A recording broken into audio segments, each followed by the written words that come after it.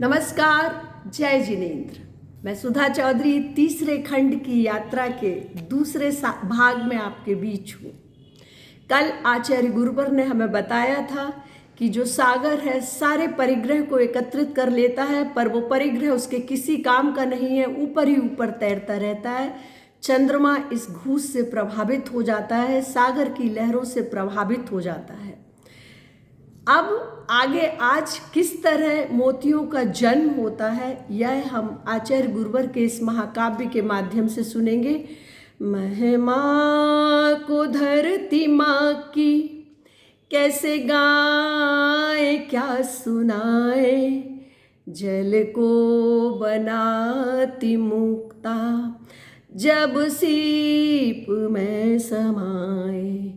धरती का अंश सीप बूंद जल की उसमें जाए, जल जड़त्व से हो मुक्त, मुक्ता फल जगत को पाए।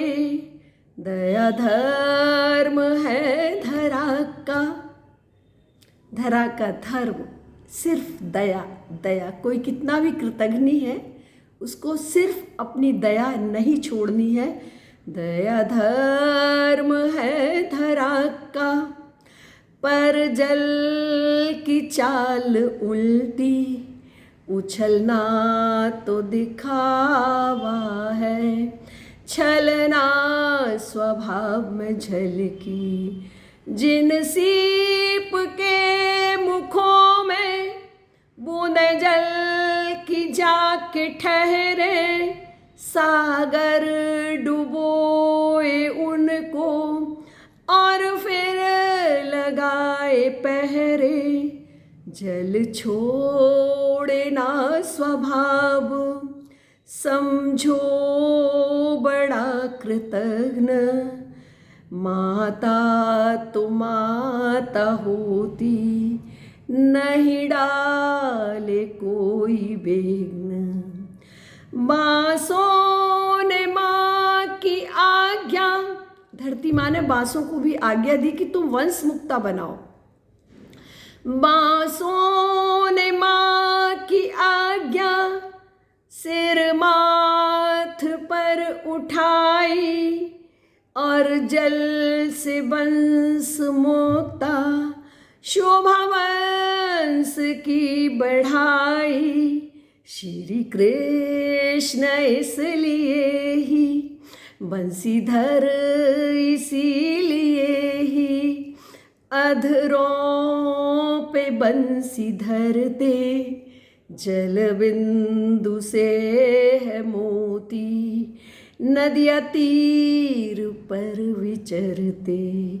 जल था बड़ा कृतघ्नी, दल दल मचा दिया था, खंडित भी की अखंडता, निर्देश चंद्र का था।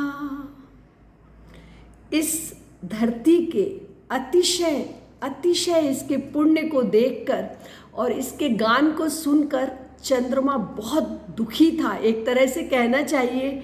और उसने दलदल मचा दिया था पूरी धरती पर, थोड़ा पानी यहाँ थोड़ा वहाँ, सारी धरती को अखंडित धरती को खंडित कर दिया था। इसको हम दलगत राजनीति पर भी आज घटा सकते हैं। आचार्य गुरुवर ने यहाँ नाग मुक्ता, सूकर मुक्ता, गज मुक्ता, मच्छ मुक्ता, मेघ मुक्ता, इतने मुक्ताओं के नाम दिए जो सब पृथ्वी के ही भाग हैं। और एक इसमें जो मेघ मुक्ता शब्द आया है, कभी कभी आसमान में से मोती बरस जाता है, ऐसा ही कोई मोती आचार्य गुरुवर के मुख से यहाँ बरस रहा है। मेरे 22 साल के इस लेखन के अनुभव में शायद यह सबसे अद्भुत अनुभूति है जो मैं इस मूक माटी पर कुछ कह पा रही हूँ। और अब कुंभकार 3-4 दिन के लिए बाहर जा रहा है। देखिए घटना किस तरफ रुख करती है। सागर में परोपकार का स्वभाव बिल्कुल नहीं है। यदि गोताखोर उसके अंदर में जाता है मोती की तलाश में, तो वहाँ बड़े बड़े जलचर जीव हैं जो उसको साबुत निगलने के लिए तैयार हैं, और यदि नहीं निगल पाते तो वहाँ विष छोड़ देते हैं। ऐसे कृतघ्नी जल के प्रति लेखनी भी बहुत बहुत कठोर शब्दों का प्रयोग करती है। और कुंभकार के जाने के बाद क्या घटनाक्रम होता है मैं कल आपके साथ शेयर करूंगी। मैं सुधा चौधरी, जिज्ञासा बनाए रखिए। मूक माटी महाकाव्य की इस यात्रा में मेरा साथ दीजिए। नमस्कार, जय जिनेंद्र, धन्यवाद बंधुओं।